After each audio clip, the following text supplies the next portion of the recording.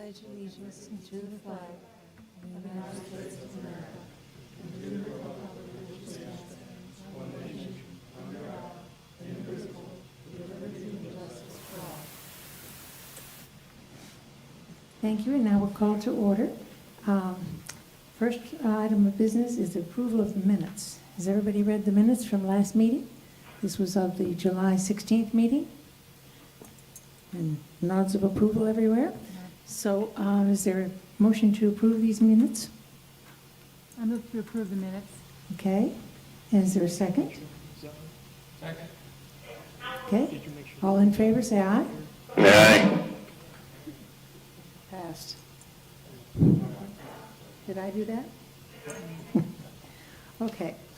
Next, what we only have one item here, but it has two different parts. Is that my understanding? Am I correct in that? They're two separate applications, but I'll read them Applications to into the this- record together because they're companion. That's correct. So one is the comprehensive plan amendment change, and the other is a zoning classification change. Is that correct? That is correct. Okay. So perhaps you would like to Sure. address this? So the first item is St. Luke's Episcopal Church of Courtenay, Florida, Inc. requests a small-scale comprehensive plan amendment to change the future land use designation from Res 1 to 2.5 to Res 1. The second item is St. Luke's Episcopal Church of Courtenay, Florida, Inc. requests a change of zoning classification from INL to RR-1. So it's my understanding that the applicant wishes to have a land use change for the pastor's residence because this property, in conjunction with the property on the west side of North Tropical, was used as a place of worship. For whatever reason, church is no longer in operation, and they would like to sell off the pastor's residence. In order to do that, the land use and the zoning needs to be changed to allow that to occur. Thank you. Would the applicant like to speak? Good evening, you all. You can take off your mask to speak if you like. So I we have can to hear tell you that all of you look so officious in this Regus settlement. I brought Cheryl Stammer with me. She is the church representative, and I've asked her to do a little brief history of the church. Cheryl, would you like to address?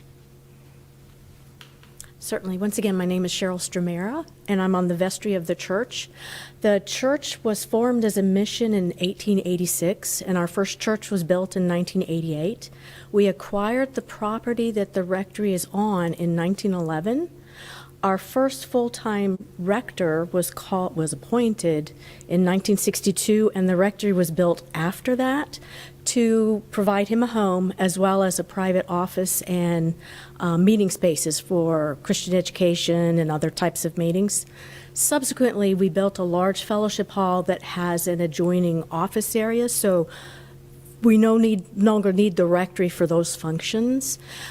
Our last rector left last year. He returned to England, and so we have a search committee to find a new part-time rector. We don't anticipate needing the rectory, but we won't sell it until we have that person on board, just in case they might need it. But we want to have all the pieces in place in case that's the decision. We're happy to hear that you're not. We haven't folded. No. That's No. what my We're impression still was. alive and doing I thought, fine. no. Yes. Okay. It's just the rectory, it's a 1960s home. They're the best. It has its quirks and its good points. Mm-hmm. Thank you. Mary, Cheryl has asked me to address the board for the technical stuff and the surveying. I've got some exhibits. The first one, of course, is the GIS map from the county with the parcel outlined in yellow for you. As you can see, there's the property to the south is government property. The property to the north, for the most part, is either SR, half acre size units, or EU, which is even smaller. Up to the north, we have RR1. There is a provision in the in your handout there that we can have a transitional zoning from the higher density requirements. We would like for you to address first the density, which currently is 1 unit per 2.5 acres. Our parcel is 1.5 acres, and there's no way that we can make it larger. The property, the church property, of course, is on the west side of the road. So I've got some other exhibits, but I think most of you guys are my neighbors. Most of you know about our church, our Cheryl's Church. And I've got some exhibits there, but I really don't even think they're necessary to go through. The important thing is the deed to this piece of property, which is 1.5 acres, was transferred to the church 110 years ago. So this is, we've existed before anything else in this area existed. And I think we can cut this really quick. We need your help. The church has got surplus property because they no longer need the rectory, and that's the reason for this request. There's an existing single-family home on the property. The property is 1.5 acres. Therefore, if RR1 zoning is granted, there is no way that we could build 2 units. It would, if the house is pretty old. The house is over 50 years old. I would think that the life of that house has probably reached its maximum, and I want to be forward with y'all. The land value is worth more than the home is. If there's any questions, I've surveyed the property. My survey is in your package. It's got the dimensions of the property. Also, if I can just digress a little bit, Cheryl.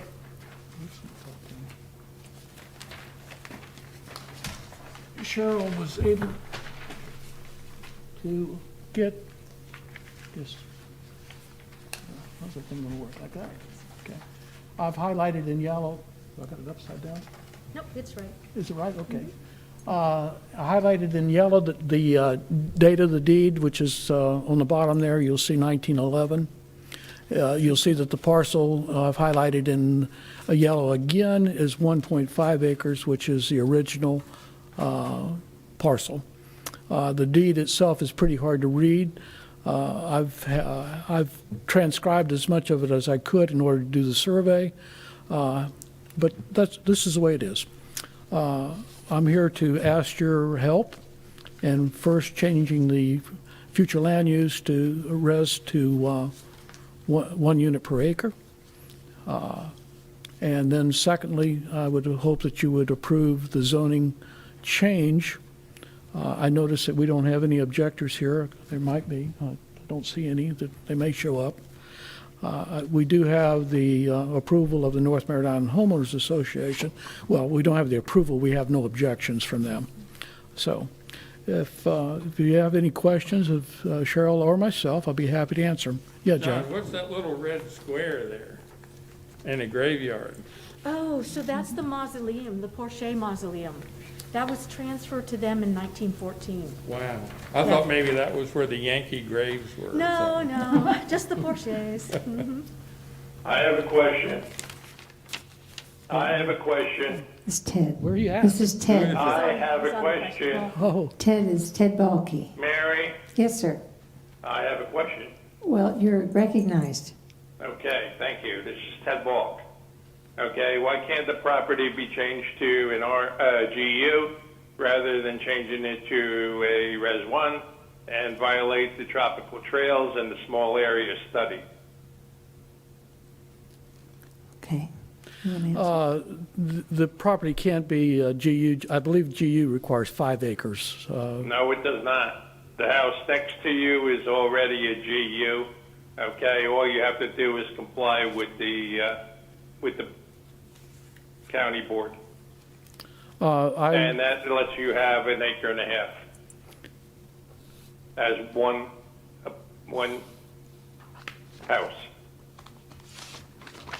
which is exactly what your north neighbor is. rather than change the small area study that took 3.5 years that called for the entire island to be converted over to 2.5 acres per house for development. And the North Tropical Trail study that's already in force. Ted, may I say that, you mean the North Merritt Island area, not the whole Merritt Island? Both sides of Courtenay. On North Merritt Okay, Island? because the east side, unfortunately, is Res 1, and they're doing it as Res 1 house per acre, as opposed to 1 per 2.5. And we wanted the whole thing to be 1 per 2.5. All of North Merritt Island, which was never put into effect, but the North Tropical Trail is in effect at 1 per 2.5. Would you like to comment on Sure. this? So let me just address the future land use of 2.5 was recommended by the North Merritt Island study several years ago. So at that time, this property does not meet that minimum 2.5 acres.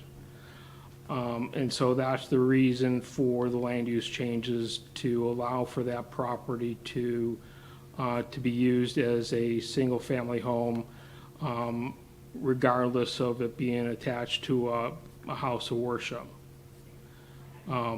Yeah, but your codes indicate that you can change this to be a general use property, and that will permit you with 1 resident, 1 house per that 1.5 acres. So And it will not violate the res agreement.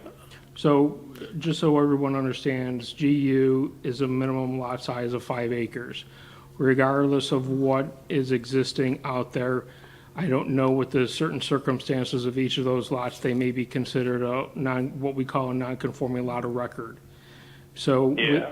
so with this property has to meet the 5 acres, and it doesn't. So that's why before you have a land use change and a zoning change to bring that property into compliance, because please understand that this house was used as a rectory with a church. Now with the intent of separating those properties out in the future. And when it's a standalone single-family home, there's different requirements that need to be adhered to. The property directly to the north on lot 40. Sorry, we're talking over each other. The property to the north on lot 40 is a GU, okay? And according to your section 62-1151, okay, that property stands with 1 resident built on it, and it is 1.5 acres. Isn't that a non-conforming? Yes, it is.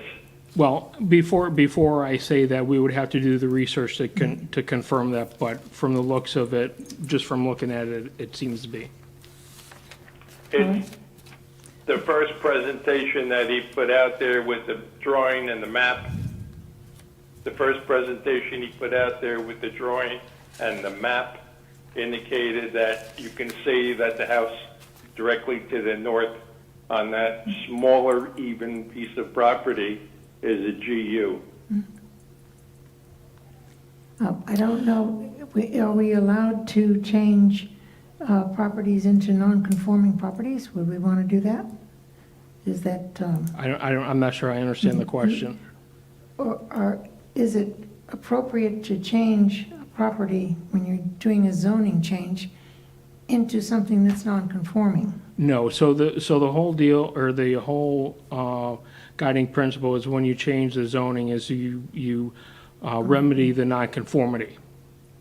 So we wouldn't want to change the zoning on a property that doesn't meet that zoning classification. So that's why we wouldn't be going with GU there. Correct. Not according to your codes. Not according to your codes 14-20-.57 or 97-49 561299.7. George, you want to explain that to the board if they have any questions? Those show all of the codes that permit you to make it a non-compliant one-house property without changing it to Res 1. Okay. And looking at the zoning, the GU zoning is a residential zoning. So that has to be consistent with the comp plan. If it was there before the comp plan was initiated or reduced in size, it would be non-conforming to the comprehensive plan. The difference between institutional zoning is that it is not a residential zoning. So there are 0 residential units allowed on that property. Because it was used for a church, we allow the pastor to live on that property, and it would not be seen as a residential use. What they're trying to do is divide the church from the residents and create that as a residential use. Institutional zoning by itself only needs to meet a 7,500-foot lot size, and they could have another institutional activity like a group home or assisted living facility. There are other permitted uses that could be done under that current zoning on that property without a land use or a zoning change. But if you want to make this a residential lot to sell it to somebody to have a home, then we have to address the comp plan size limit because the lot's not grandfathered in for residential use. So we have to fix that comp plan because the lot's not 2.5 acres. Unless they wanted to convey property over to meet 2.5 acres, we're looking at that comprehensive plan amendment. Then, based on having 1.5 acres on that side of the street, we can apply for 1 acre plus zonings. Now, AU zoning's 2.5 acres, you don't meet the size requirement, so you'd have to ask them to get variances to that zoning before they could technically apply for that zoning.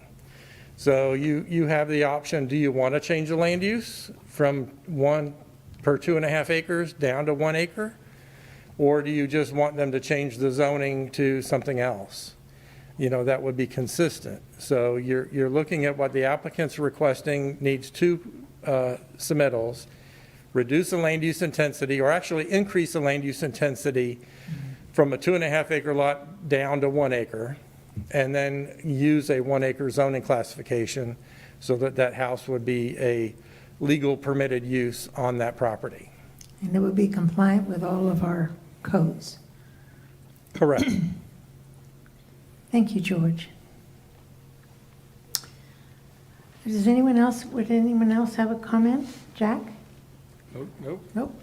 Gina? No. Kathy? No. The only comment that, We're requesting the RR1 zoning. RR1, right. Okay, if you all have finished, let me see if the audience has anything to say. Is there anyone here who would like to speak to this issue? Seeing none, I have a comment from the North Merritt Island Homeowners Association I'd like read into the record. And they sent this because they were unable to make it here, but they sent it to the zoning office. And it says, quote, regarding the rezoning request 20Z00018 and 20Z00019 of John Campbell Surveying / St. Luke's Episcopal Church, the North Merritt Island Homeowner Association has no objections. Thank you. So that having been read, does the applicant have anything else to say? Any other comments? No, I really don't. This is surplus church property. It needs to be disposed of. There's no other way to do it. If you don't grant our request, we won't be able to use it. And it's 1.5 acres. It's pretty consistent with everything near it, around it, and about it. Thank you, John. Okay. Is there a motion here? I'll make a motion that we accept their request for RR1. Madam Chair, if I can just interject, I need to have two motions, one for the land Yes. use itself and then one for the zoning. Yes, sir. Okay. So on the issue of zoning, I should have said, you were making a motion to change it to RR1. Right. Okay, is there a second? Kathy seconds it. Okay. Any discussion? All in favor? Aye. Aye. Okay, and the other one, number 2, is the comp plan amendment to change from, and Ted, I didn't hear you say aye, so should we take I that did as a not. nay? Okay, so we have a 1 nay and 4 ayes. For the comp plan change, is there a motion to accept that change for this piece of property? Kathy? Kathy makes a motion to accept, I second it. and Gina seconds it. Okay. For discussion? Nobody has discussion. I have one thing of discussion, and so in general for all this sort of thing and changing to RO1, and for the properties on North Merritt Island that are so vulnerable to high waters and flooding and so forth. And as much as we try to move the water in circles, it still is there. I would prefer that sewer be on this property. So there's no way that this board has anything to say about that. But I know it's 800 and some 65 feet or some odd away from the property, and now it's on septic. But when things are rebuilt, it would be, if there's any encouragement to do. For the record, I'd like to say that. So all in favor of the motion, please say aye. Aye. And did I hear you, Ted? Yeah, go ahead. Are you in favor of the motion? I accept, yeah. Okay. You know, Yes. you need to do it, so. Okay. fine. Okay, so that's a yes. So that's unanimous for the comp plan change and 4-1 for the zoning change. Is that correct? Correct. Yes. Okay. All right, then, thank you very much. John, does that butt up against that The opinions The, expressed by any member of the public during any period of public comment do not necessarily reflect the views or opinions of the Board of County Commissioners of Brevard County, Florida, Space Coast Government Television, or the program sponsor, and are solely those of the presenter. The Board of County Commissioners of Brevard County, Florida, Space Coast Government Television, and the program sponsor hereby expressly disclaim any and all responsibility or liability for any defamatory or slanderous statements expressed by any member of the public during any such period.